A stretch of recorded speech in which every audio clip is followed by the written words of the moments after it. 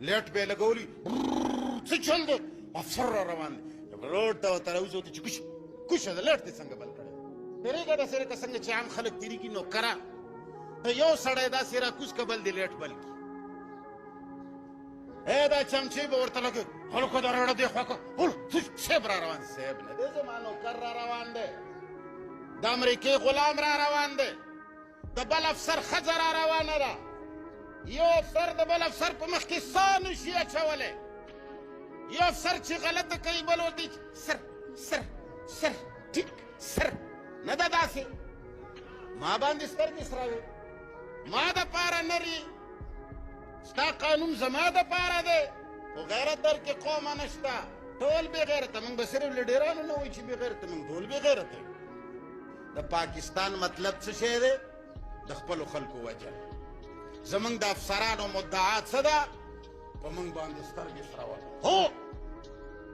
زمان لڑاتا ہے بولې ته څه شی 5 ګریډ سړی او زما نوکر یې زه چې ټیکسونه بند کړم او ته به چې کوم دی مالګې څټې کوو دې نه څټلې ده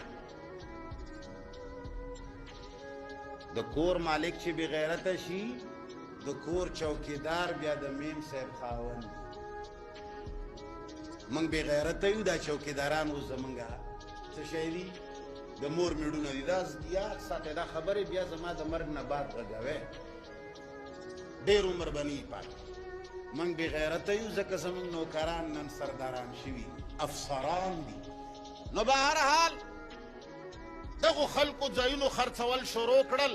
یهودو نقل مکاني شروع کړه را روان شو یو کور راځي دلته ځای اخلي سرکاري سطح باندې امدادونه ورسره برطانیا امداد کوي امریکا امداد کوي د پاکستان په شان ملک نه چې خپل خلک وژني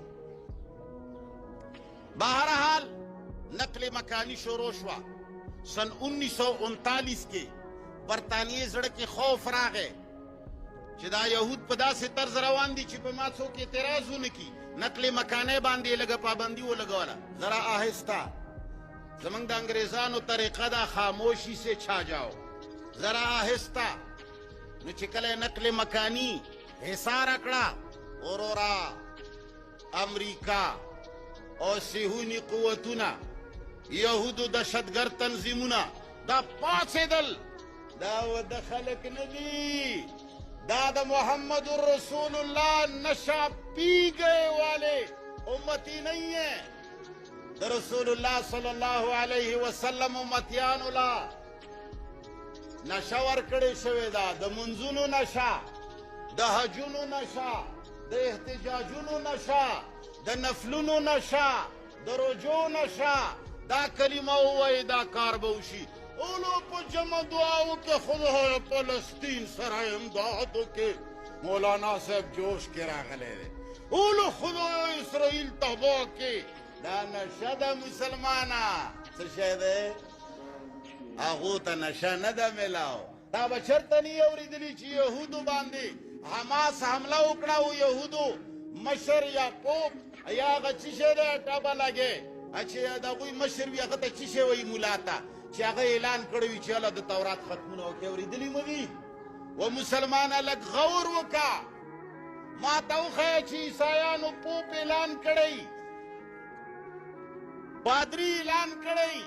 او اعلان یې کړی وي چې الله د انجیل ختم دی مسلمانانو په افغانستان کې موږ ته شکست راکړ او طالبانو وختل او موږ یې د افغانستان نه راوایستو او هغه ځای نه په تابوت کې مړي راځي الله د انجیل ختم وکړي اورېدلي مو دي